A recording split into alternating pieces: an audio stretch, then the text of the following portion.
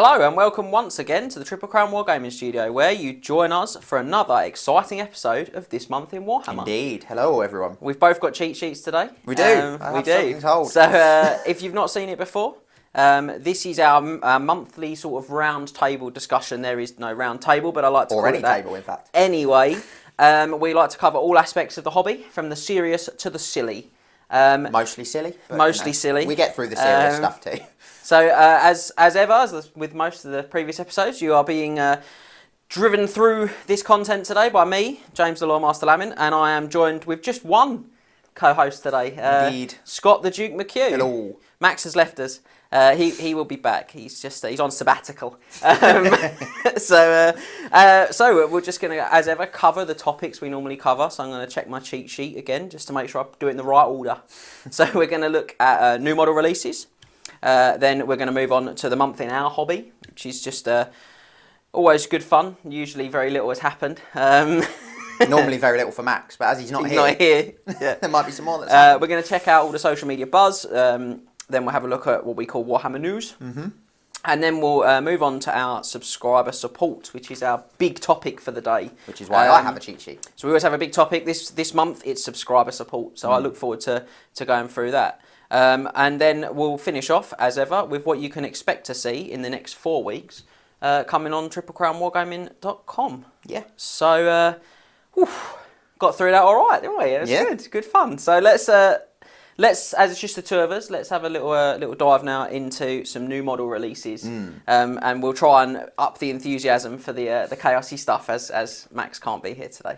So first thing, Games Workshop's released quite a lot this month, actually. Yeah. They've poured quite a bit out. Not too much from anyone else. I was surprised, actually, when you sort of showed me the list of what had been released, because a lot of it is stuff that was previewed a month or so or more ago. I was like, oh, actually, that's come out now. I hadn't sort of realised, but there is a lot. Yeah, there's been quite a lot. So we're going to start with Lord Croak, the venerable ancient frog. The froggy boy. So he's £74, so he's a pretty big kit. He is, yeah. I mean, he is big size-wise as well as cost. Yeah. I mean, I've seen some pictures of him online. I've not seen anyone try and actually get him into a unit of Temple Guard yet. I do think, though, it might be like a chariot base that's the way to do it. Sort of sideways. Yeah, so instead of putting him on the 50, put him sort of on the chariot sideways on, and then maybe pop some Temple Guard onto the base just to jazz it up.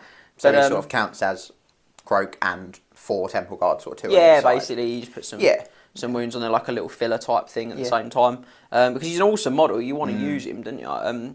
But he is floating as well, so I think there's probably some aspect where you could increase, just raise him up a little bit more. And then he sort of floats above all the sort of weird circle, globy stuff that he's got around him, floats above the Temple Guard, which would look pretty cool. So if some of you have done that at home, please we would love to hit us up, drop it in on any of our social media channels, but particularly Facebook's really good, or tag us on Instagram. Yeah, absolutely. At Triple Crown Wargaming.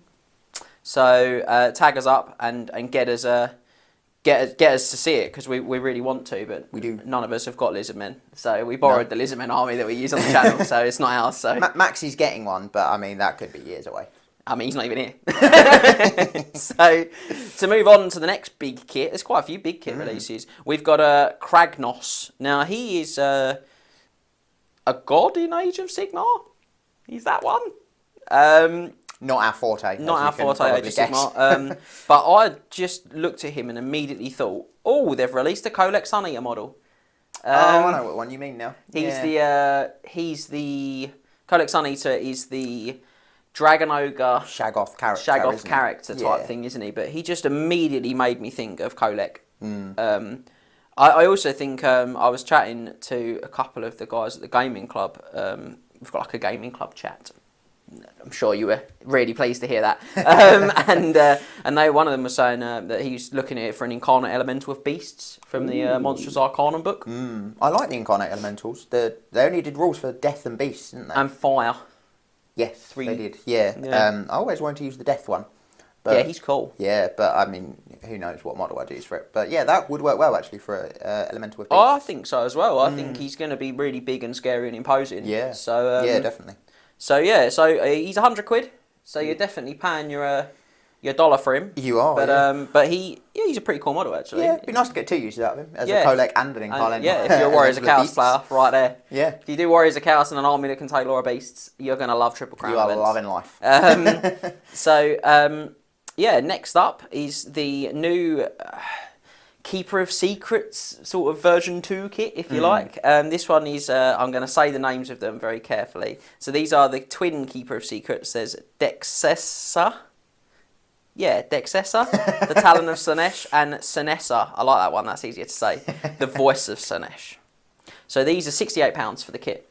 And you can make either. You can make either, you can't make both. Yeah, that would probably be worth clarifying. That would be very good. But because they're flying, you could easily get them on a 50mm square base. Are they flying? Yeah, they're like sort of hovering up on their robes. They've got very like a sort of a Hindu mythology sort of thing going on to them at the moment. A bit like how the 40k Mortarion...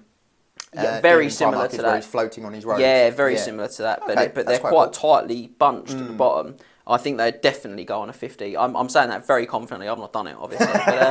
But I definitely think that if you're into your Demons Slanesh, you should be checking those out. I also think they're awesome models. They are nice models. Now, the thing that is really interesting is, so again, if someone's got the models and they've got the other plastic Keeper of Secrets, I'd love to see the size comparison. I've seen some people online with like drawings of the model, if you like outlines, and like a tape measure sort of thing going on, and it appears that they're about 2 inches taller than the plastic Keeper of Secrets kit. So they're actually bigger, which I suppose from a competitive standpoint is less good because you want the smaller model.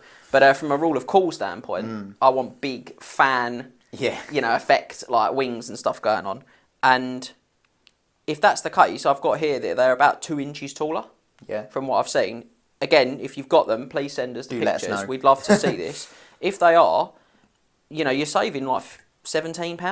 Because they're £85, the other Keeper Secrets. So they're £17 cheaper, and they might probably be bigger. Might probably. That is a safe way of getting us around. And they're very cool models as well. I really like them. They're just a really cool evolution of the Keeper of Secrets, which is my favourite Great Demon anyway. So very cool those kits.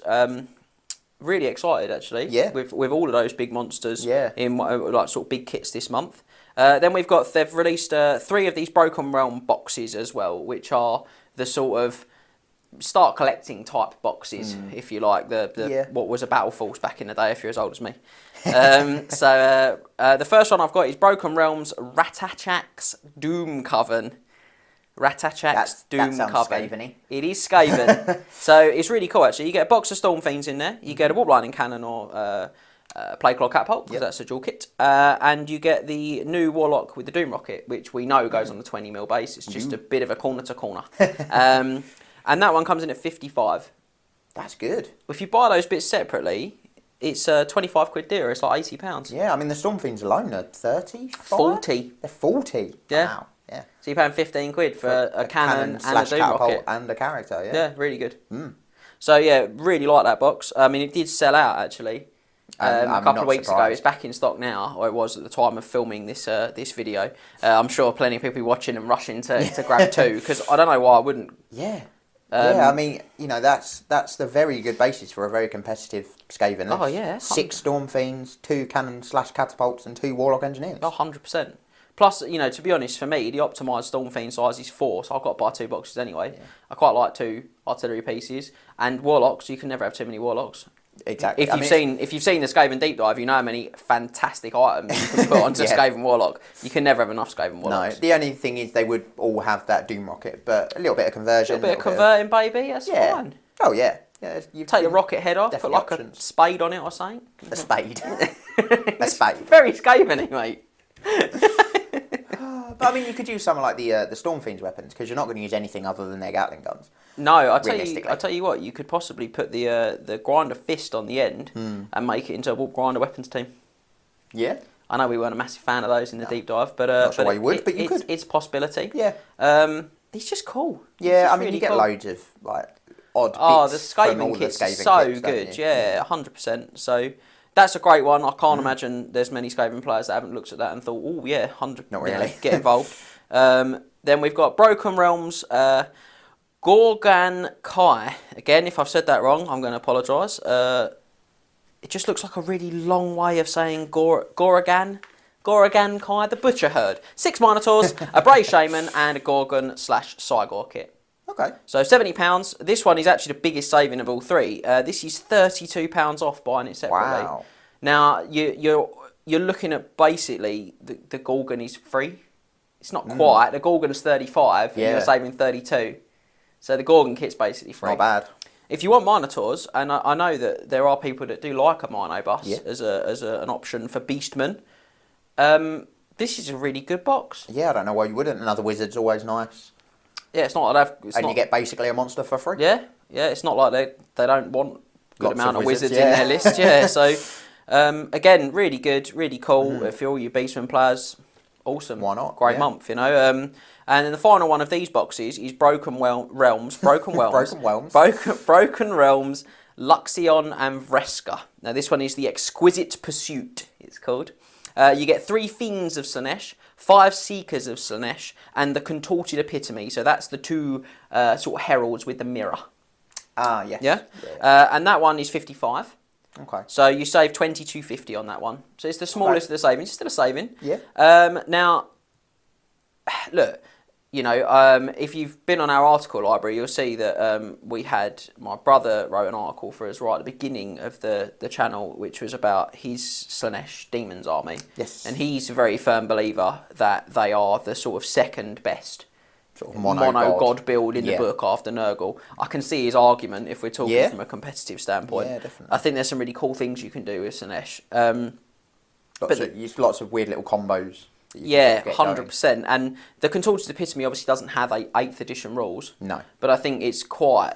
I mean, I've seen loads of people online pop it onto like a 50 or even a 75 by 50 and drop it in the middle of a unit of Demonettes. Looks awesome like that. Looks so cool. I did see a guy that used it as his Demon Prince as well. Oh, okay. He put it on a 50 and used it as his like Demon Prince. Okay. Probably not what I would have done. That's definitely what I'd be looking at with the Celeste kit.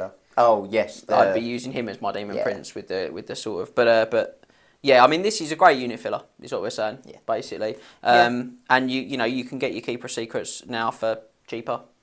Why would you not start a Slaanesh army? Fiends Slaanesh, awesome. I'd have 8. They are, yeah. Seekers, meh. Do you know? I think they're a bit underrated. Fast cavalry, poison attacks on the mounts. Yeah. They're good for tying stuff up. I think it's there more you take Furies. Yeah. So, yeah. But yeah, look, ultimately, another good box. Not quite as big a saving as the others, but another good box. Yeah. I mean, and you're saving £17 on your Keeper of Secrets, So yeah, really, your quid's in, you're like 40 quid better off if you pick up those 2 and you were thinking... You can almost buy another of those boxes. Yeah, almost, yeah. We've got 2 other things that... I mean, obviously, that there have been a few extras to the things that I've picked out released. So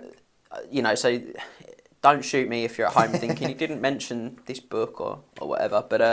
But we've got the Melusai Iron Scale. So this one's £21, and it's basically the Bloodrack Medusa model that they put into one of the box games they did a little while ago. I think it might have been the Witch Elves versus the Slaanesh one. I can't remember. Don't quote me. There was a box game they did that had some Witch Elf stuff in it, and there was a Snake-a-thigh. The leader was this Medusa model that they've now released. Obviously, if you want to take Bloodrack Medusa in your Dark Elf army, but you don't want to buy another Cauldron of Blood, for £21 you can take another one. So you can have 2. Excellent.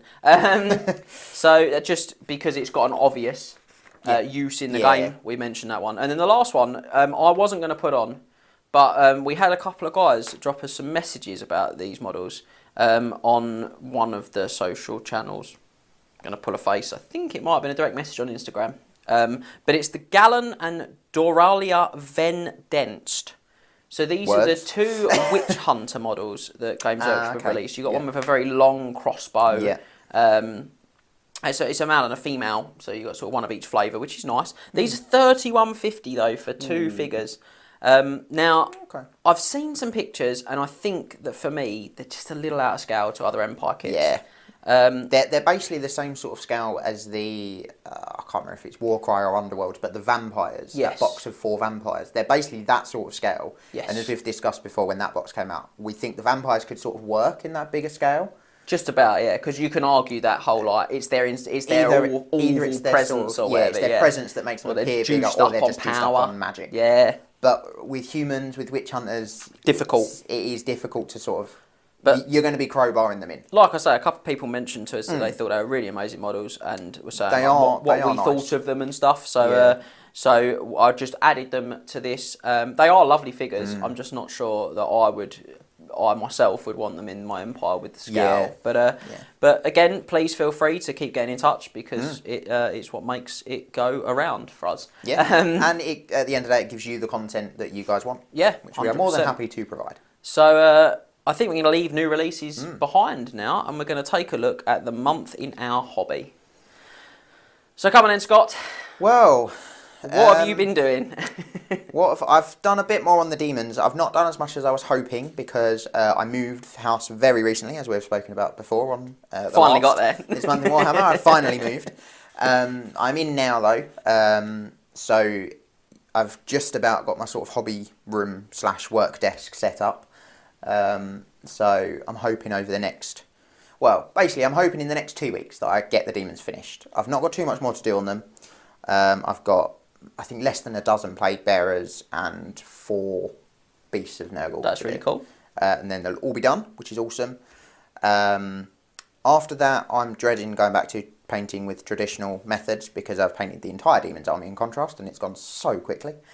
I was going to say, if you've not checked out the article that Scott put on to the website, Tuesday gone. It's Tuesday coming for us because we record this obviously before it's released. But Tuesday just gone, you can actually see how Scott's painted the Demons of Nurgle army. Yes, there's a sort of step-by-step guide to how I did each process. But I'm dreading going back to painting sort of traditionally. Yeah, it's really blown your mind, this stuff. Yeah, you've been really positive. I mean, don't get me wrong. It's not going to work for every type of army and for every model that you paint. I think it does work for demons, probably any flavour of demons, very well. Yeah. I think it could work for Empire on their clothes very well. I like Beastmen for contrast a lot. I've been saying to Orcs Max. and Goblins, I think it also works very well. If you were doing, say, High Elves or Wood Elves or Warriors of Chaos, something like that, that's not much natural sort of textures, it's all sort of armour plates and things like that. I don't think it would work as well. Or Undead, which is what I'm probably going to move on to next. I've seen some good Undead contrast stuff though.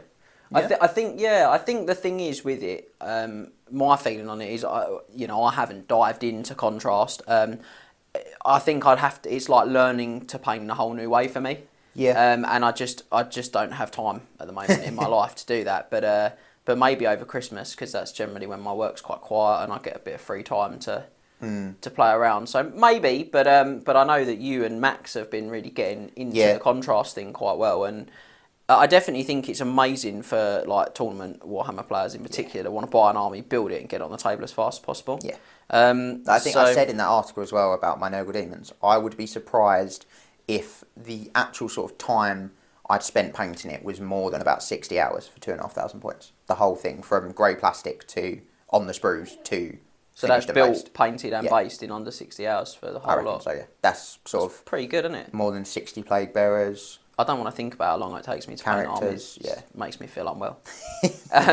You spent 30 odd hours on a Dark Elder Ravager once? I did, yeah. 40k, yeah.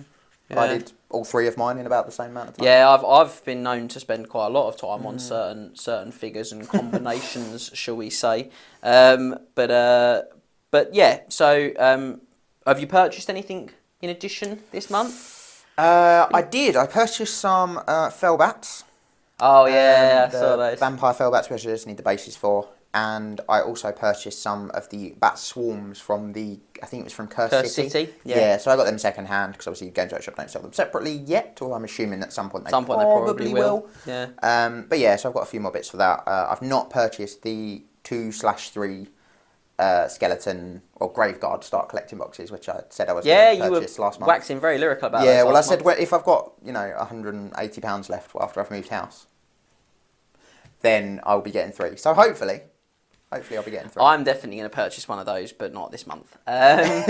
So, what's the plan now then? Just finish the demons? Finish the demons, and after that, possibly work on the vampires. Okay. It feels like it's been ages since I painted vampires. Yeah. So get some more of that done. That's pretty cool. Yeah. So what have I been working on? Chaos Dwarves. I think everyone's sick to death of hearing me say Chaos Dwarves. I think I do remember you saying on the last This Month in Warhammer, if I still mention I'm painting Chaos Dwarves, then this is going to be a very bad day. It is going to be a very bad day for me. I am still painting them. I just am so busy at work right now. So that's been really difficult for me. Chris Page, if you're watching, I haven't forgotten you. I still love you, and they will be finished. I promise. I don't want to rush them and spoil them because if you've seen Scorching of Khemri Game 2, you'll have seen the army or a chunk of the army, about half of it. So that's the standard that we're. And they do look awesome. They are going to be put out, and I don't want to rush them, but I did purchase something. Ooh. I bought a dragon. Because I don't own enough dragons, obviously. Because I've got 2 high elf plastic dragons, and then I've got the Imric on dragon. On sort of S dragon. On S dragon, yeah. And then I've got the Sisters of Twilight on dragon. And then I've got a converted zombie dragon from an old high elf plastic dragon before they did a plastic zombie dragon. And then I've got Zacharias the Ever Living on zombie dragon. And there might now be... you have a Garment. Oh, I've got a dragon mage as well. Yeah, obviously, but. So yeah, what's that, 9 dragons? I don't know, I've got the Great Fire Dragon from Full Droid as well, which you've seen on top of the cupboard in my kitchen. It's just massive. Huge doing nothing in my kitchen. No. But yes, I have purchased another dragon, and I'm not going to give the game away on this yet. In fact, it will take a few months to come to fruition, but there will be some serious talks about why I purchased this dragon going forward. But I don't want to spoil the magic, shall we say. But you will all hear about that probably, if I'm honest, October. Yeah. I think October time you'll really hear about this dragon purchase's long-term impact. So yeah, that's really been it for me. I haven't got a lot done. I'm really sorry. It's not acceptable. Not really. But, I mean, surprisingly, he's not here, but he has been keeping in touch with us.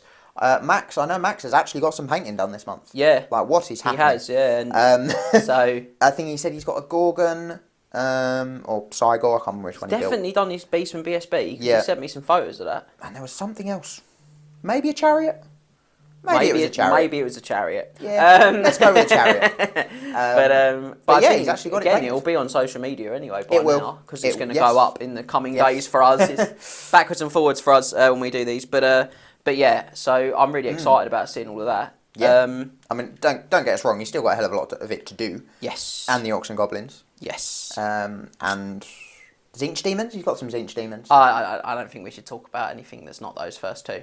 I think really he's already in a lot of trouble. A year's worth of he's already in a lot of trouble, isn't he? So, but yeah. So my plan for next month is to finish Chaos Dwarves. I think that just should be. We could just start cutting and pasting. Yeah, I was going to say you section. should probably just take that from last month's one. But and then maybe start playing around with the dragon. I've got dwarves though, which I did pop onto the channel. Yeah. And although I haven't painted anything new, there's some really awesome stuff that we haven't had on the channel that I've painted previously, yeah. Coming up, which I'm really excited to get on the channel and sort of showcase a little bit. So yeah, so it's not been too bad. Yeah. So social media wise, it's been a big month for us, isn't it? Lots of people getting in touch this month. Yeah. So thank you for getting in touch. Please keep getting in touch. Indeed. Because it really does make all the difference to the channel. And I'm trying to think about lots of different things that have been going on. So we've launched a second consistent article now. So you've got two article series. 2 monthly articles now that are like part of a series, and then 2 that are just be different every month. Yes. So you're going to get to see obviously the Warzone articles, which you know have been really popular, and we launched at the end of last month the first of our Heroes of Legend articles.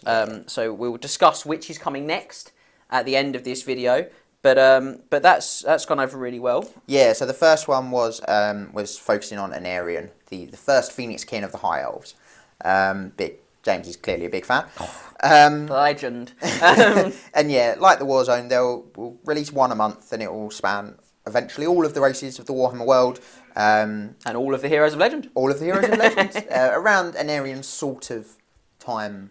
That level of character, I think, is probably the best way to say it. Yeah. You know, it's that level of like epic hero. Not necessarily the ones you can play in your games of 8th edition. Yeah, I don't think there'll be many, will there? No. Some. There will be some. Some. There will be some, but yeah, generally those previous era sort of heroes. From the time of legends, if you will. From the time of legends. But TM, no, not my TM. Games Workshop's TM. but no, it was cool to write actually. It was cool to write, sort of hear about all his backstory and that sort of thing. And I'm looking forward to doing the next one. Yeah, he's very cool. Yeah. So we've also got our Saturday showcase in place now. We do.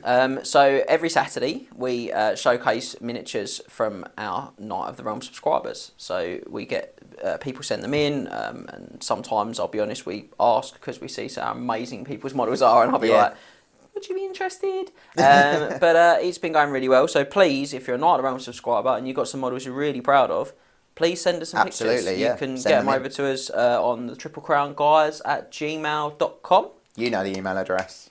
And we will look to feature them on the Saturday showcase going forward. Yeah. But it's really awesome. I think, definitely. Or you can also send them to us on Facebook or Instagram as well, or Twitter, whichever is easier for you. But yeah, just get those images over to us, and we would be more than happy to put your guys' awesome miniatures up. Indeed. Every Saturday. And talking of milestones and social media excitement, we want to thank everyone for helping us reach 100 subs on YouTube. Whoop, whoop. Whoop whoop, thank you. I think, it's 8 weeks-ish on the road now? Yeah. So that's pretty cool. Yeah, cool. it's the third one of these we've done, and this was our first video that we sort of released after going live. So yeah, so there you go. So we want to thank everyone for just being so positive and keeping all those numbers running up. And I'm going to do it anyway, but if you do like the content, please do like, subscribe and share. Not the singer. And tell your friends and followers and all those cool things, because we really appreciate it. It's really cool for us when we spend the time doing content and stuff to get that awesome interaction back from you guys. So thank you. We are ploughing through today. But it's because we've got like some surprise sections coming, which I'm quite excited about. So Warhammer news. Let's do that. So as ever, I'm going to start this section by giving a big shout out to the Champions of Destiny Facebook page. So it's run by Mark P, and there are lots of other admins now, of which I am one. So please don't read that and think, oh, he started his own Facebook page and he tells everyone to go on it. It's not that.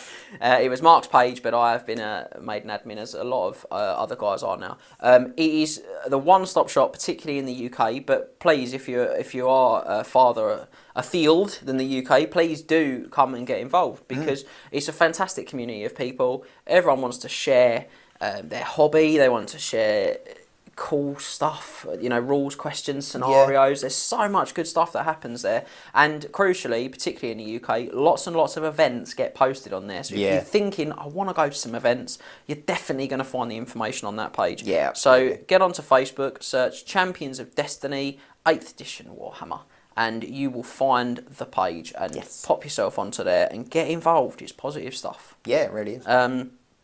So that was good. Now, the reason that we've sort of chipped through the previous sections is because we've got a really exciting thing today. We've got our first interview for the channel. So we're going to cut away very shortly to have a chat, to see me, because it was going to be Max, but he couldn't make it, to see me have a chat with Tim Richardson, who we've mentioned on the channel before. Now, he runs the Napoleonic Wargaming YouTube channel. So if you're into that, make sure you give him a like and a subscribe. And he's going to talk to us about an event that he's going to be running, which is Fenn Refought. Now, we have mentioned this on the channel before, and he'll give you probably a better explanation than me, but to put it into sort of a short term before we jump over to Tim, it's going to be a big event where you'll have vampire counts versus Empire and Dwarves in a huge game across 2 days. So, I think it's probably now is better than any to jump over to Tim. Okay, so I am joined by the indelible, is that the word? Timothy Richardson. It can be. The Emperor, as I'm now calling you. I was going to do the French accent, but I think last month in Warhammer we butchered the French language enough on the channel with the Britannian deep dive to last us for a lifetime. Don't worry, I get often accused of that, though, which, given that it's about Napoleon, is a concern. Concerning, yeah. So we are joined by Tim Richardson once again from the Napoleonic Wargaming YouTube channel, all of the details of which you'll find in the description of this video. But check it out, he's the Premier Napoleonic Wargaming channel on YouTube. It's pretty the only cool. one. But he's actually here to talk to us about an event he's going to be running for Warhammer Fantasy Battles 8th edition, which is going to be called Fenn Refought. So why don't you give us a little overview, Tim? So, well, it comes from the historical side of things. A couple of years ago, there was a large event in Glasgow, over 100 players, that was the Battle of Waterloo refought. So it was over it was done at Edinburgh University. It was in a massive hall. I don't even know how big the tables were. I mean, 40 feet long, maybe. It was absolutely huge. And that sort of got the ball rolling with ideas for doing historical battles in the Warhammer world. Now, one of the ones I'm most familiar with is Fenn. I've got quite a big Empire army. I've got a very big Vampire army. And reading up in the fluff, and that's very much what I got into Warhammer for back in the day. Fenn is effectively Waterloo.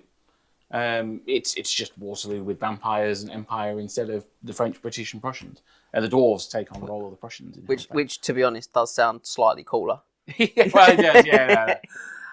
So the idea sort of came from a combination of my interest in historical gaming and putting on a large event that's not so much narrative driven like your excellent campaign weekends, but it's just one big battle that lasts 2 days, and it's a chance to rewrite history of the Warhammer world. Yeah. So my sort of understanding of what I've seen of the pack and stuff, because obviously you've put some things out there right now, so you can check out find Tim's Facebook group. If you on just it's Fenn Refought. If you just search for that on Facebook, then it'll come up. It'll come up. So, and you've got some sort of preliminary packs and some units and stuff like that out there on there. So it's sort of themed armies. It's not sort of for the beginner then. It's very much for your sort of slightly more established hobbyists.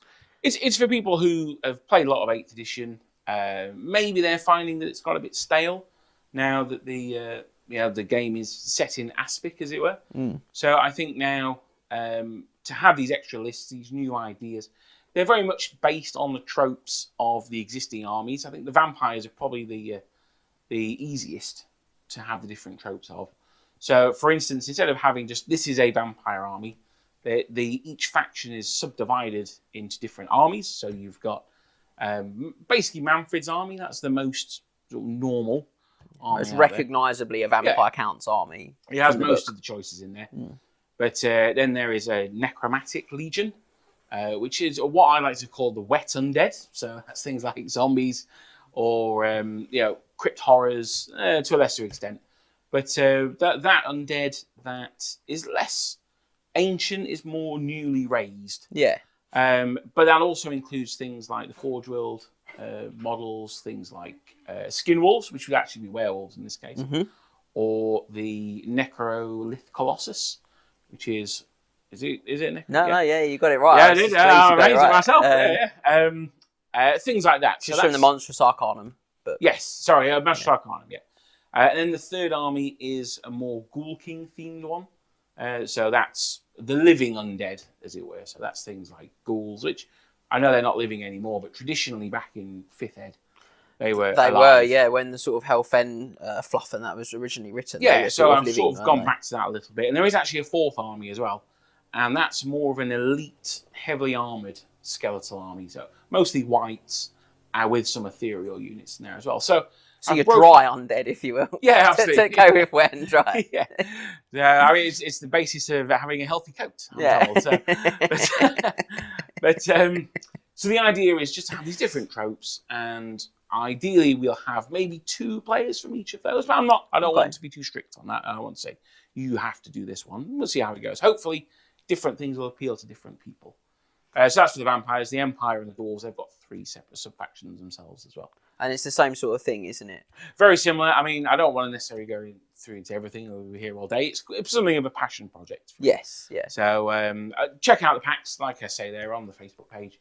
The Empire is basically themed around the Knights of General Jaeger, the army of Martin of Stirland, and the Grand Theogonist's army. Now, it's not necessarily recorded who the Grand Theogonist was. When Manfred besieged Altdorf, it was Kurt III, so I've just gone with that. Yeah, so that's his army. And for the dwarves, we've got a Dwarven Hold army, a Ranger army, and a Slayer army, which is super popular during the Storm of Magic. But I think a lot of people have either not used it since the Storm of Magic, or they've heard about the Slayer army, but they weren't playing back in 6th edition. So now we've got the opportunity to bring it into 8th edition. So that's your Storm of Chaos list. Storm of Magic. Sorry, no, Storm of Chaos. Sorry. I know what you mean. But, no, yeah, you're so right. the Storm of Chaos supplement had a Slayer army list, which you're resurrecting in a very vampiric way for this event, which is awesome. So in terms of sort of what's the plan for sort of game size then? So we're looking at having sub-armies. Now, I'm hoping that we can have maybe a dozen players. Okay. Maybe 18. We'll have to decide on location. Obviously, with the situation at the moment, that's still a little bit up in the air. But the idea there is to have two teams, two sides, effectively, and each player controls their own army of 5,000 points. So it's a big game. Yeah. The gaming surface I'm looking at is, quick maths off the top of my head, is going to be 10 feet deep by 6, 12, 18, 24 feet wide. So it's a big old area. Yeah. With themed terrain, things like that as well. So it's going to be as much of a modelling event as it is going to be a gaming event. But I'm hoping that the gaming event is like the accumulation of creating these hobby projects. That's awesome, man. So you're looking at sort of somewhere between sort of, what was it, 6 and 9 players a side? Or more, hopefully. Yeah. So you could looking around about 100,000 points. Yeah, I was going to say it could be anything up to 100,000 points. That's pretty amazing. Yeah, I mean, hopefully. That's going to be a spectacle. So the sort of, give us roughly, for the guys at home, I know that there's a lot of it that's still a little bit in the air at the moment, but give us sort of the sort of rough outline for when and where you'd like to sort of So do I'm based this in event. Sheffield. Yep. So it's almost certainly going to be in the north or the Midlands. Yep. I'm looking around the location where I've held events before. They may be having gaming tables back. I am part of a wargaming club, so I might be able to hold it there as well. Okay. Or failing that, there's other places that we can look at as well. It was originally going to be in October, so just in time for Halloween was the plan. But again, I've had to push it back, so we're probably looking the start of 2022. I'm thinking maybe February, March time at the moment. So it gives people plenty of time to get their armies put together. Well, I said, I mean, these are big armies. Yeah. So the idea is that there's plenty of time for people to maybe start from scratch. Wouldn't necessarily advise that myself, but you can do. Or perhaps just build on those 3,000 point armies that they've got, bring them up to 5,000, and get maybe some of the new units in there as well, or some of the things that are a little bit different. Yeah, so we should probably cover that actually. So from what I've seen, there's lots of these sub-faction army lists that Tim's putting together have actually got specific sub-faction units as well. So you've got, I'm going to embarrass myself off the top of my head now because I've read them. But I've been looking quite a bit at the dwarf ones, which seem really cool. And you've got like Caraballistas. Caraballistas, which is like a bolt thrower on wheels. That's right. In the Ranger list, that seems really cool. Yeah. So it's a great opportunity to do some conversions as well. And I know that with the vampires stuff, there's loads. there's a lot for the vampires, because with the vampires, I wanted to extend this out as much as possible.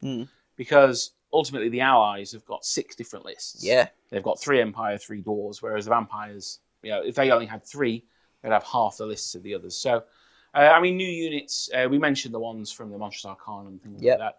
But there's also flesh golems that can protect necromancers. I saw those. Armoured skeleton crossbowmen. Skeleton catapults, which I know they exist in the Tomb King faction, but they're slightly different here. White chariots would be another one. Vampire knights, blood knights that are on monstrous beasts, basically undead demigryph knights, but you've got the strength 5 frenzied vampire on the back, so what's not to love about that? Why would you not want that? You're like, I mean, certainly with all of the new Soulblight stuff that the Games Workshop have released recently, there's going to be loads of. There's certainly some rewriting. There's going to be lots of stuff that you want to, that I immediately think of like, conversions all quick. Very much. That's very cool. So it's nice when that sort of lines up. And we've had you on the channel recently looking at some of the third-party miniatures as well that you brought with you. Is pretty amazing. So I think there's some fantastic scope for people to expand their collections in ways that they maybe wouldn't have normally done at your event. Yeah, no, absolutely. There's a lot of things out there, and I think with Games Workshop changing a lot of their undead range, not for the worse, not necessarily for the better. It's just different. it means there's a lot more options out there for people as well. Yeah. So if you've got some of the original skeletons, they could be your normal ones. The new ones could be armored because they're like a little bit more armored, as the name would suggest, I guess. And they give you something that's just a little bit different there as well. One of the great things about Manfred's campaign was that because he went across the Empire, it means that he would have fought Empire state armies from Ostland, for argument's sake. Again, they've very much got that Russian Kislevite look. Yep. Manfred, having defeated an army of Ostland, of course, he'd raise it back up again. So you could just say, well, there he's raised Ostland troops or something like that. Or maybe even the Kislevites themselves got involved. So you can get that. Although it's your own 5,000 point army that fits inside the larger army, the key is to get your own narrative for your own army in there as well. It gives you some fantastic scope as well for converting like your undead and things like that in terms of like your zombies and things like that. Absolutely. Just popping those heads onto regular sort of state troop figures and things like that. Of course, which you can do. Well, something else I've added into the pack as well is for all the new units, I have added a modelling suggestion box. Oh, okay, fantastic. Which, that's not me saying you have to use these figures, but it's just an idea for some people. Again, using perhaps third-party miniatures that not everyone's necessarily au fait with, particularly historical ones. Yeah. But they were done before the new Vampire range. So some of them you can make easier than others, I think. Yeah, so have you sort of got a planned time frame at the moment? Putting him on the spot now. Have you got like a planned time frame at the moment for like a finalised version of the pack? So we're recording this in the sort of middle of June. So we are, yeah. Hopefully the end of June, start of July, we'll get it out by then. Oh, It'll that be sounds absolutely really locked cool. in. And that'll give us around about 8-9 months to get people's armies finished. And Yeah, like that. that's plenty of time to get your stuff Well, painted. certainly the start of January. Start of July. I'd like to start getting sign-up lists and things like that. Yeah. Started. So yeah. Right. Well, thank you very much for joining us today. Thank you for giving me the opportunity. And for having some time. I'm certainly going to be at Fenn Refort. I'm just going to see how much dwarf I've got painted, and that was very good English. How much dwarf? I'm going to stick with it. I'm going to see how much dwarf I've got painted, and then probably ring you and say, "Could I just go on the vampire side? Because I've got lots of those. They're great." But yeah, certainly looking forward to it. So thank you for joining us today on this month in Warhammer, and make sure you guys check out Tim's YouTube channel, which is Napoleonic Wargaming. Make sure you head over to Facebook and check out Fenn Refort. Find the group, check out the packs, get yourselves involved. It's a fantastic opportunity to build yourself a big army and go to an event that's, well, really unlike any other event you'll find, to be honest, because it's not like a campaign weekend. It's not like a tournament. It's going to be a really unique, immersive experience. And I think it'd be a fantastic opportunity for you to get your figures out and get involved. So back to me and Scott in the studio. Thank you. Well, I hope that's whet your appetite for what I think is going to be a really exciting event. Yeah. I certainly plan on going. If I can 100%. get my dwarves painted, that will definitely be what I'm taking. And if I can't get my dwarves painted, then I'll probably attend as a Vampire Counts player. As you have many As thousands I've got of lots points. of Vampire Counts already painted, so I like that. But yeah, definitely. Thanks to Tim for coming down and having a chat with us about Thank it. you very He did much. travel some distance actually to Just a few miles. just From 160, Sheffield. 170, I don't know. Quite a few miles he came to see us and to give us that interview. And we did a little more with him as well, but we'll reveal that shortly. Now, we're going to move on to today's big discussion, which we are happily calling subscriber support. Scott's got all the info there. So just before we start that, I just want to give a quick shout out and a reminder that on the Triple Crown Wargaming website, you can sign up as a member for free. You can sign up as a knight errant. Now, you don't retain the subscriber benefits of a Knight of the Realm, but you do still sort of have the opportunity to receive emails from us, and it will give you access to a few extra things like the free article on Warhammer Heroes that we've got on there at the moment, which gives you an idea of what you might get if you decide to take the plunge for Knight of the Realm. Yeah. So do check that out, because it absolutely. literally costs you nothing other than a few minutes of your time to sign up. Now, the reason we call this subscriber support is because we've had a few contacts this month, but this one really jumped out at us, didn't it? So it's from one of our members called Zach, and I'm going to let Scott outline what Zach's emailed us to talk about. Yeah. So first of all, just thank you very much, Zach, if you are watching, for getting in touch. We really do appreciate it, and we are more than happy to help. So essentially, what Zach asked us was, so he plays with Bretonnians. That's his main army. And he plays a lot against his friends Vampire Counts. in 8th edition in, I think it's 2,000 points he plays, is his standard game, and he's finding them a bit difficult to beat the vampire counts with those Bretonnians, which, I'm not hugely surprised. Yeah, it isn't a surprise. Brett's, they're not a top tier book by a long way. Vampire counts. If you ask me to pick out what they're really good at, they're really good at beating up armies that are full of expensive models, low model count, high armor, with loads of armor. Yeah. I always think like I want Warriors of Chaos big time when I'm using vampires. 100%. They're probably my favourite, and then Bretonians probably wouldn't be far behind. Not really, no. Although they have got some tricks, which I think what we're going to do our best to do is we're going to cover that here. Today. Now, one of the things I know he did mention, which I think we'll just stab on first, is he talked about terrain generation. Yes. So the Warhammer rulebook has rules for generating terrain for your games and placing it around, and it does take a little bit of time. Now, we don't do that on the channel. We don't. You may have seen that on our videos, and in fact, Zach asked us about that very thing. Specifically, yeah. Now, there's two reasons we don't do that.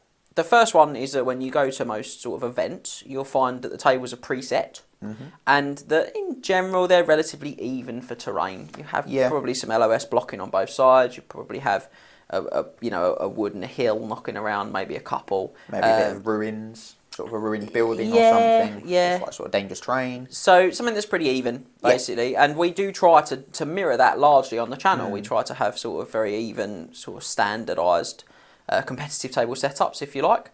The second reason is that obviously, unlike when you're playing your games at home, we have to think about filming. Yeah. And if we randomly generate a massive building on the very end of the table where the camera is, or the camera is going to be shooting from, you're going to have a really bad experience watching the game. So, and the cameraman's going to get a very sore back from leaning over a huge bit of terrain. So in general, that also obviously does play some part in what we do. But we do work very hard to keep the tables generated evenly. So just to clear that up for you, there's nothing wrong with you guys using those rules. Obviously, they're the rules of the game. You can set your terrain up however you like. We tend to go for something that's quite even and something that we're going to get good filming angles from as well. Yeah, I also think it's been so long since I've used the main rulebook's terrain generation rules, but I think as long as if you do sort of roughly what we do, you set up the terrain before, you agree it with both people that are playing. Yeah. That just makes it so much fairer than... Yeah. From memory, where the terrain ends up is very random. It is, yeah. But I think you pick, it's either like a quarter or a bald section, and then you scatter it in there. You're looking at me like I know, and it's been probably 10 years since I used those rules. It's been a while. Either way. But as long as you keep it fair, and the terrain isn't massively favouring one army over the other, which in a game where, going back to sort of Zach's email, with Bretonians versus the vampire counts, the vampires want all of the line of sight blocking terrain in the world. Yeah, 100%. Because they don't have any shooting. They've got a magic missile, if they stick with Law of Vampires. They're really not bothered about not being able to see their opponents until they're realistically 8 inches away, preferably in your flank. Let's be real. That's the only time they really ever want to see you. So I think as long as you don't, your terrain doesn't end up with loads of line of sight blocking terrain across the middle of the board, and you've got enough space in between the terrain where units can reform and wheel and just manoeuvre around it fairly freely, I think that's probably the best level of terrain sort of coverage that you want. You don't want 80% of the board taken up with terrain, for instance. Yeah, something you can do actually, which I've seen done at events in the past, and I think is really good if you're gaming sort of with your friends regularly, is you can draw up some terrain maps. Yeah. And you can have maybe half a dozen different ones. And then if you still like the idea of having some randomness to your terrain, have half a dozen different maps and just roll a dice at the start of the game. Pick the map that corresponds to the dice number and set your terrain up like that. Yeah. So there's lots of ways to do these cool things. The rules in the book are great, but obviously for the channel, I think we've made it really clear why we do things the way we do them. So that covers the terrain section, and I know that terrain's playing a big part in your games as well, because I know that you guys are using hills to block line of sight. So that's a huge, from your email, that's a huge benefit for the Vampire Counts player. It is, yeah. Now, if I'm a Vampire Counts player, Scott's a Bretonian player, so you've probably got a good combo on the channel today. So I know that he's using a lot of the classics. I know you guys are playing 2,000 points as well, which I think probably favours the Vampire Counts slightly because they can get most of their good toys in at that point without sort of really stressing. Whereas for Bretonians, the more the merrier because you want those Lords and Hero slots to just be a bit bigger. Yeah, that's all you really want. I mean, to be honest, the rare slot as well. You could do with that extra, 125 points in that rare slot. It is. It's Trebuchet. It is. It's 4 Ground Knights. It's 4 Ground Knights. Yeah, 4 Ground Knights. Let's not get ahead of ourselves. They're not that cheap. I mean, which makes a big difference. You suddenly go from the 10, which realistically is what I would have in a 2,500 point Bretonian rare slot, is 2 Trebuchets and 10 Ground Knights. That's suddenly 1 Trebuchet and maybe 11 Ground Knights, or 2 Trebuchets and 6 or 7. Yeah, probably 6. And that's suddenly really not packing much of a punch. I mean, it packs a certain amount of punch, but not as much as 10. So obviously, I think we've discussed some of the obvious issues. Yeah. But what we're going to do is we're going to start with some broad stuff to try and help you out, to close the gap in your games, if you like. And I'm going to leap in first and say I think that the first thing you should consider is what your chaff game is like. So that might be using some 5-man Knights of the Realm units. It might be using, if you want to be a bit more defensive, it might be using some archers in skirmish. Yeah. But Mounted Yeoman in the special slot. Yeah. The crucial thing for you is that Vampire Count's chaff clearance is very moderate. And actually in the smaller games it can often be something that they lose out on. Yeah. Because they're probably going to want to keep their Terrorgeist or 2 and you can use them for chaff clearance, but that's good because they're not hitting your knights then. And they're probably going to be exposed when they do that to being attacked by you. So you really need to think about, can you block the enemy units off? And then whilst you block 1 off or 2 off with your chaff, can you put everything you've got into the 3rd one? Yes. And give it the business, as I like to call it. So you're going to want to try, to win this, you're going to need, the first thing you're going to need to do is block off Unit A and Unit C, and then charge 2 or 3, preferably Lances of Knights, into Unit B.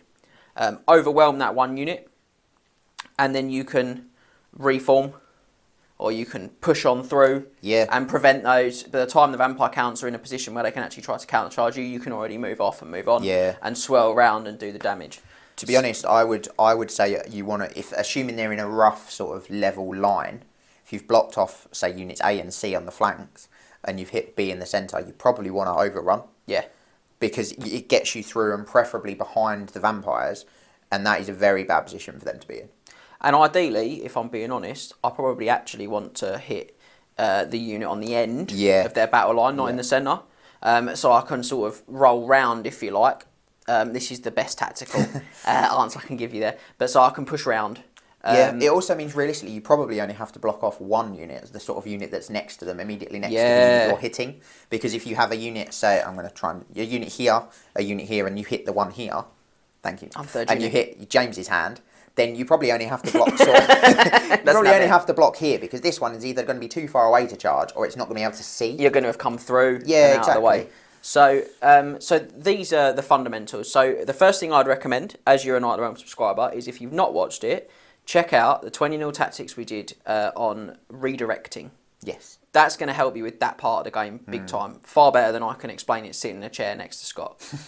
That's tactic number 1 for controlling your opponent. So the crucial thing to remember is, you said in your email you're playing the BRB missions, which means 100 victory point margin of margin is enough to win you the game. Yes. So you only need to beat them by 100. So if 2 units in his army don't die, as long as the units that die are worth 100 points more than the unit that the units you've lost, you've won. So that's the first thing. And it probably sounds a bit cagey and a bit unkind to say, oh, well, you're stopping the action, if you like. But that's what you have to do. You do, especially with a book like Bretonians. You have to, and we said this in the deep dive, which I would also massively recommend you to watch.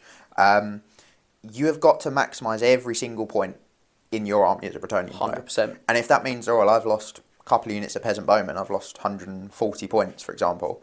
Okay, well, I only actually need to kill 240 points to win the game. To win the game at that point. Assuming obviously you've probably lost more than that, but you know, in those very simple terms. Principle, if what you're saying. You don't always have to kill his vampire.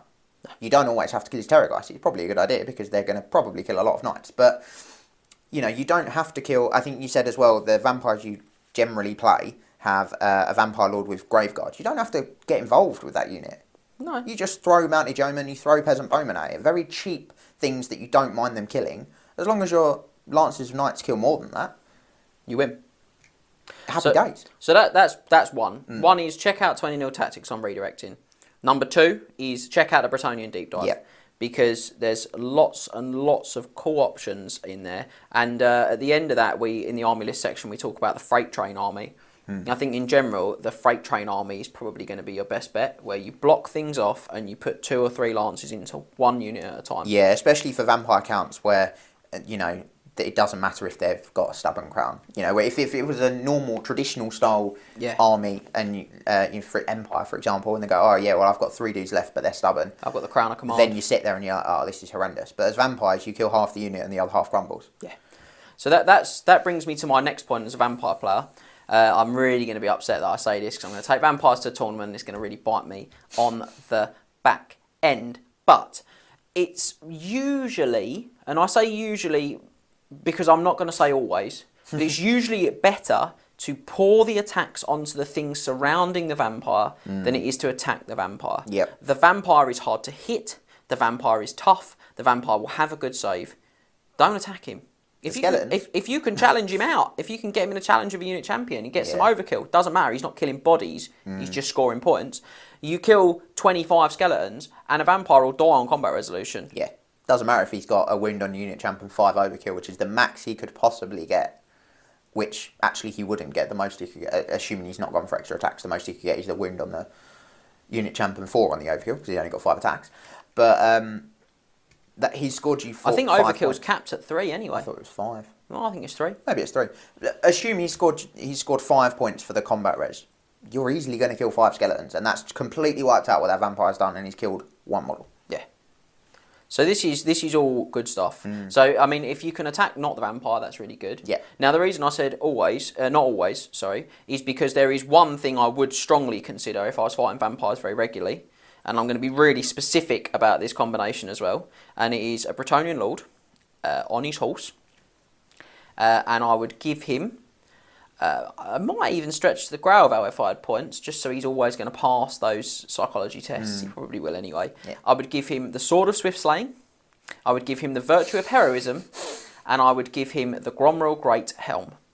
Yeah. And then I think I've probably got 5 or 10 points left, and if I have, I might think about dropping a Dragonbane gem on him, just for lulz, just in case they've put Banner of Eternal Flame on their unit. So this guy is sort of very anti-vampire because the vampires can be very frightened of him. He is, yeah. Maybe even the Gauntlet of the Jewel if I can get that on him. I don't know if I've used the slot for Gauntlet of the Jewel.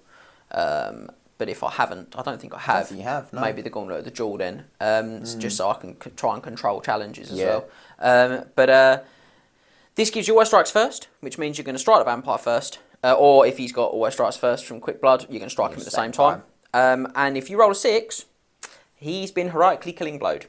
So he's got no armour, he's just straight to his ward save. Now, even on the best ward save that a vampire can get, 50% of the time, he is dead. He's dead every time. So that vampire wants no part of that lord. No. He's really frightened of that lord. So that lord possibly wants to just go in there. Another option, if we go back to what we recommended before, because I want to give you a couple, because you're going to play a few games. Yeah. So the other option would be to take a Bretonian lord with the Virtue of the Knightly Temper. Which is like Vampire Count's Red Fury, basically. You sort of make your own vampire, essentially, at that point. And you take a lance and maybe Curious Fortunes, 0-1s to wound. Yeah. I think that the sort of side points of that are much better covered in the deep dive video, so I would recommend seeing that for that. But that guy's going to go in, he's going to score lots of combat resolution, like we just talked about, and that's how you're going to break the unit and crumble the vampire to death. Yep. So I think you've got 2 ways of dealing with that big boy. You can block him off and do nothing to him all game, kill the rest of the army, and win the game on points.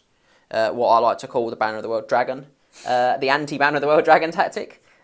Or You can alternatively go for broke, get all your lances in at once, get your Virtue of Heroism guy right on his chops, or your Virtue of the Knightly Temper guy nowhere near him, right on a unit's chops, and close that down very quickly.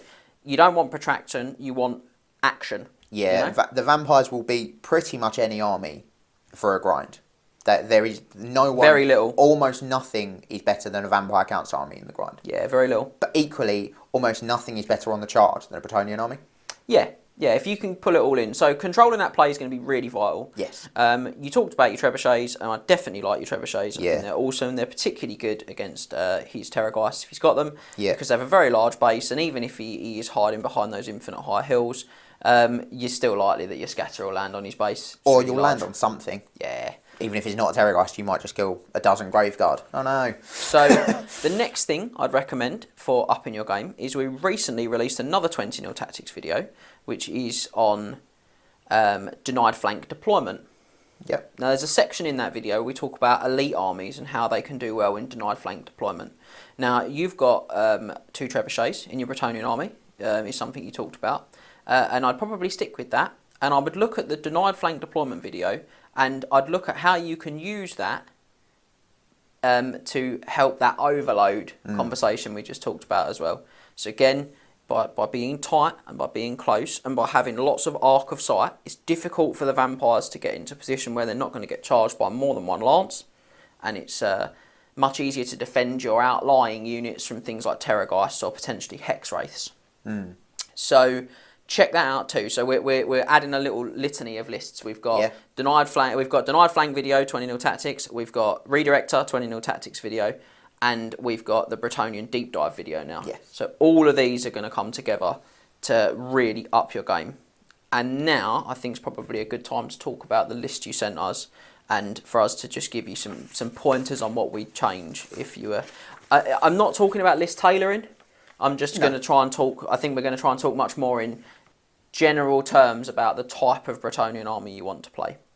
Yeah, and like James was saying, in that Bretonnian deep dive, that I think is the third list that we look at, is that, or it might be the second actually. More defensive list. Yeah, I think that's second the third list, one, I think. Yeah, so basically the one that I'm talking about is where you have 3 big lances of knights, your Knights of the Realm, probably a Knights Errant, and then a Grail Knights.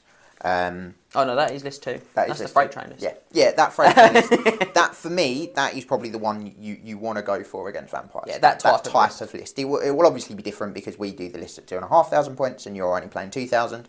But that sort of style of list, I think, is definitely the one that I would be aiming for. And I'd probably look at that Virtue of Heroism guy.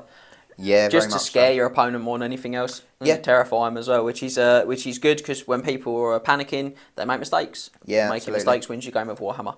So that said, you've got your list, and I think we're going to just give you some pointers on that. Have we got a list there? Am I right? I've got this sort of outline of a list. Okay, we're going to go with the outline of the list, and we're going to give you some pointers on what we'd maybe change just to up your performance. Yeah. So you said you run a prophetess with the Law of Life. I like that. I like Law of Life to sort of regrow those wounds, those knights that you're going to lose. And I mean, Dwellers is a great spell against undead. So I would go the other way here. So I think you're going to get two sides of an interesting coin today. I would try not to advance. Yeah. Because your trebuchets are better than any long range sort of threat that your opponent's got. 100%. And as I'm not going to do that, I would actually go for Law of Heavens. Yeah. I'll go for Heavens because what I would do is I'd probably put the Comet of Cassandora around the centre line of the table, off of a denied flank deployment. And as my opponent's coming in, he's got to cross that void. When he crosses that void, maybe just inside my half of the table, he gets. If I can get the Comet to land, then it's a relatively reasonable chance I can if I'm smart with my use of the counters.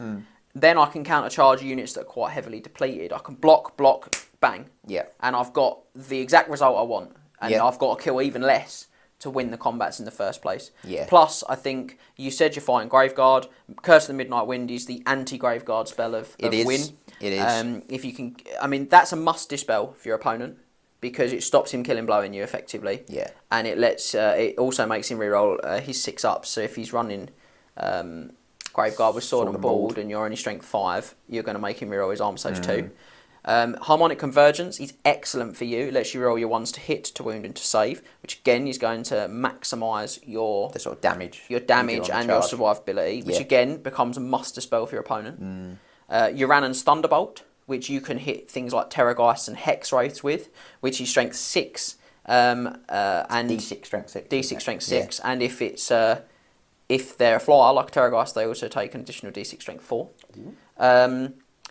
That's Must Dispel. Yeah, if you target the ethereal or the monsters. Yeah. Chain Lightning. Chain Lightning is very similar, becomes Must Dispel, and that's probably one of the worst spells actually. Yeah. In this sort of matchup. Yeah. But it becomes Must Dispel. The signature spell, Arshard Blizzard, is -1 to hit. Yep. It's also -1 leadership, which won't make a difference. Won't make any difference, but -1 to hit definitely will. Really will make a difference. And when you're then going, well, I've got potentially Harmonic, potentially make you reroll your 6s and -1 to hit. Yeah. This is really unpleasant. So we've got 4 or 5 really excellent spells. That vampire player really has to dispel. Yeah, and he's not going to dispel all of them. No. So you can really apply pressure with this law. Yes. And I know that when you're expensive and you're low model count, the gut reaction is often to take the defensive. But if you take the offensive and control your opponent just giving him no respite, no chance, you're putting threat down in the magic phase, then threat down in the shooting phase with the trebuchets, putting all those lances into one target, big threat in the combat phase. I mean, where's his respite? Yeah.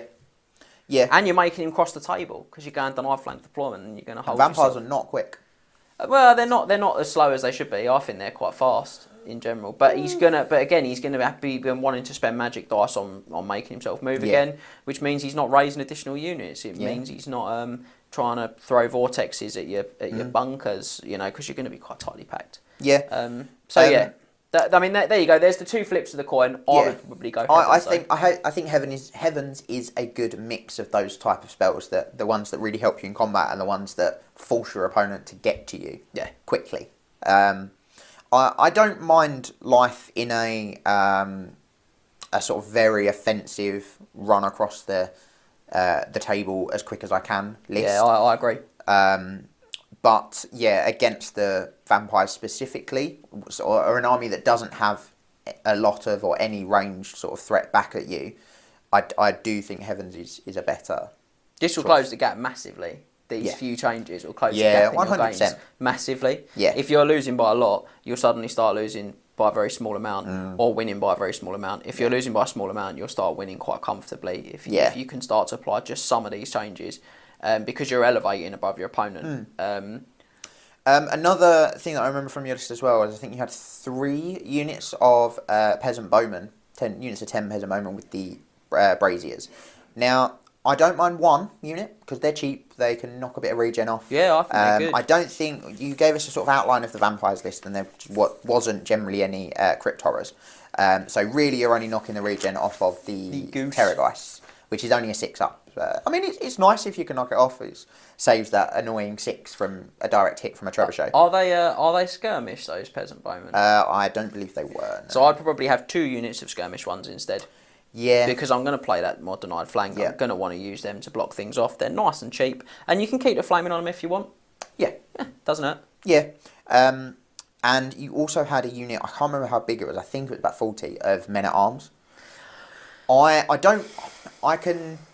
The type of list that they are in, for me, which was number 3 in the deep dive, I think can work very well, and works very well with Law of Life. I wouldn't take that... Well, I don't think that works particularly well against vampire counts, that style of list, because you're not going to outgrind them. No. And secondly, you actually end up investing quite a lot of points to make those peasant blocks work. Yes.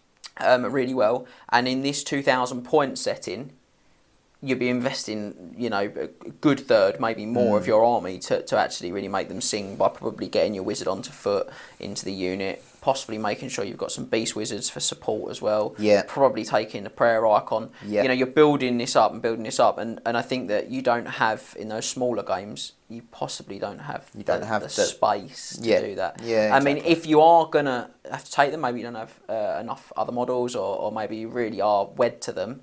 Then 100%, you probably do want to stick with life. Unfortunately, Yeah. I would probably take Heavens against Vampires, but you do want to stick with life. For that, if you're going for that block. And I think you do probably want to invest in the prayer icon of Canals. Yeah, I think it's only 25 points. It's not a lot. It's not tons. To slip onto your wizard.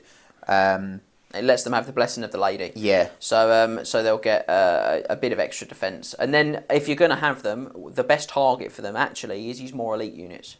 Yeah. You're better to put them into his Graveguard than your Irish Skeletons, because every time they're probably going to kill about the same amount, and every time you kill a Graveguard, it's better than killing a skeleton. And your Knights will kill a lot more skeletons than they will Graveguard. Yeah. And if you've got less of them, you want to get them into the weaker target. Yeah, absolutely. I would say I wouldn't put the Life Wizard in the Men-at-Arms. If you're going for that style list, I would have a Damsel on Beasts, probably, and I'd put her in there with the prayer icon. Okay. Just because it's a lot of points in that level 4 prophetess, not a horse. And you want your life magic to keep your Men-at-Arms as well as your Knights alive. So you want that as much as possible. Whereas if a level 1 even, or I'd probably stretch to the level 2 on Beast dies, you're like, not the end of the world. Yeah. So I think in general... Yeah, I think the final part of your list that I was going to touch on was the Pegasus Knights. I actually quite like these against Vampires. I think they're quite good at chaff clearance. They're fairly expensive for chaff, but I think they're good at chaff clearance. They're very good for pinning Terrorgeist down as well. Yeah, I'd possibly use them as well if he's got Necromancers in units. I'd maybe use them as a bit of a dart in, put all my many attacks as I can on the Necromancer, kill him, rob the magic support there. But I think in a 2,000 point list, you don't have space for them. My particularly if they have a Necromancer like on a corpse cart. Yeah, if they're going for something like that. Yeah, then I think they're really good for that because they just hit him and just take him out in a turn. Yeah. So I think, again, you want to think about the use of those a lot, but I personally wouldn't take them at that point. I know that you're saying you'd feel a little more But potentially, confident. if you've got the space in your hero slot, potentially a Paladin on a Pegasus would be better for the points. Yeah, I think so as well. I think he's more points efficient. Yeah. And again, he could be the way that you get that virtue of heroism in your army. Yeah. Although you wouldn't have the Always Strives first. You could take a Lance and maybe a Dragon Helm to bring that together. Now, I know you said you're not using the Devastating Charge from the Triple Crown Wargaming pack. Although I will note you said you are trying to convince your friend to use the Triple Crown pack. Yeah. But it really does give the Bretonians a sort of a fighting chance, really. Zach's friend, I play Vampire Counts. Don't be mean. Let him use Devastating Charge. But yeah, I think that's probably as much as we can give you as like sort of closing the gap advice without saying to you, here is a list that's really good against Vampire Counts, which just feels not very cool. Yeah. So hopefully those things will help you, but do get in touch again. Yeah, do let us know how it goes. Try those things out. Yeah. Let us know, and we will get back to you. Possibly not in a video, if I'm honest, but probably on email, like you did with this email. We'll get back to you with something a bit more in depth there.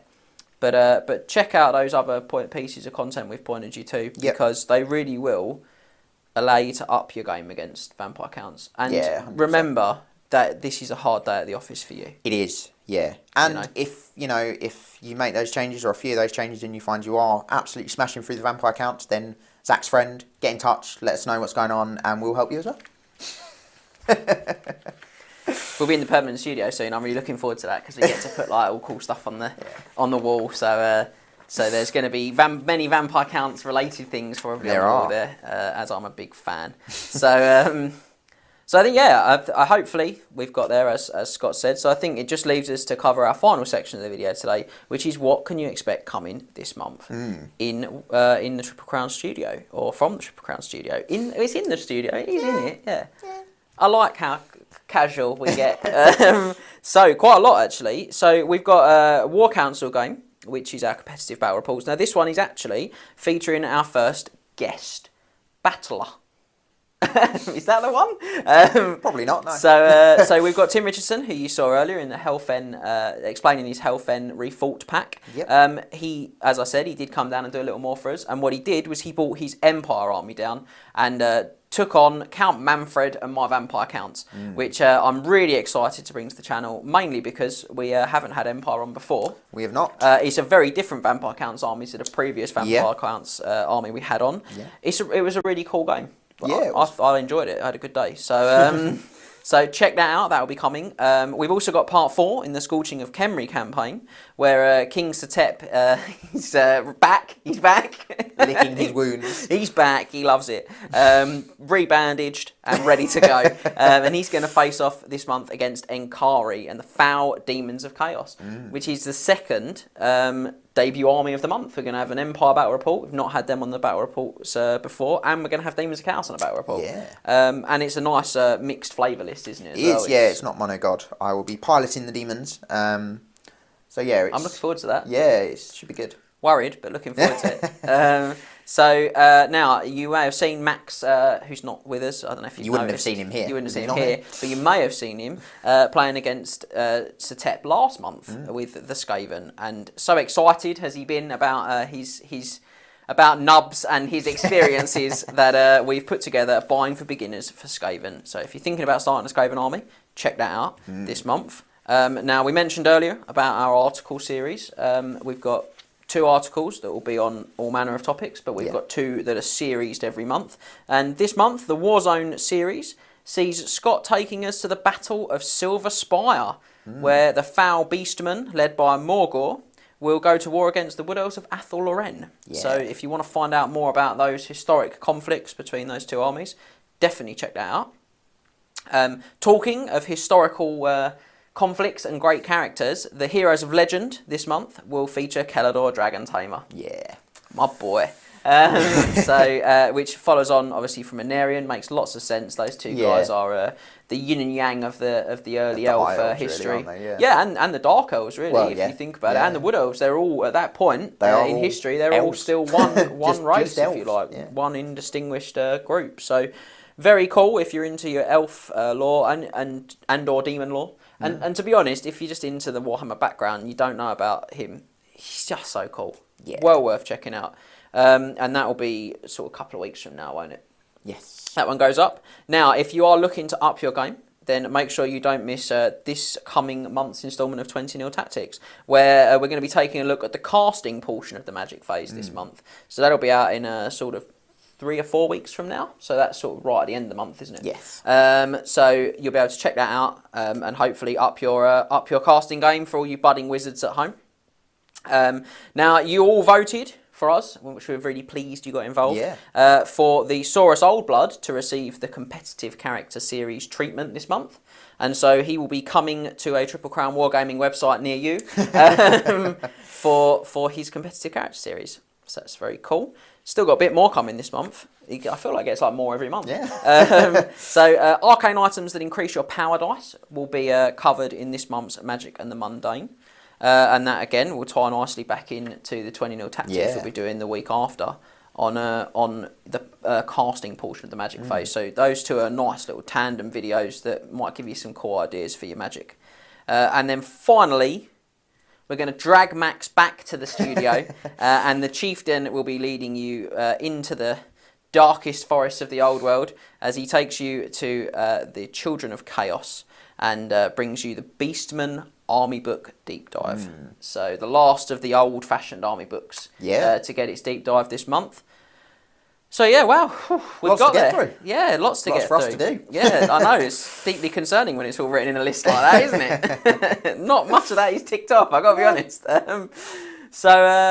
Thank you very much for joining us today on YouTube or on triplecrownwargaming.com, wherever you've picked this this video up. Make sure that you check out all of our social media channels to see what's going on and keep up to date, and you'll be able to see when all of these new videos are being released. Otherwise, we will see you next time. Anything you need to add, Scott? No, just listen to Max, who's just about to pop up, which is hilarious. Yeah, I love it. I still love it. It's great. But yeah, I think that's it, and we will see you next time. Yeah, we'll see you next month in Warhammer. Remember to tag your friends and like, subscribe, and share today. What are you doing, mate? I'm sharing. It's not that sort of sharing, mate. Oh. Head over to triplecrownwargaming.com and come at Night of the Realm today.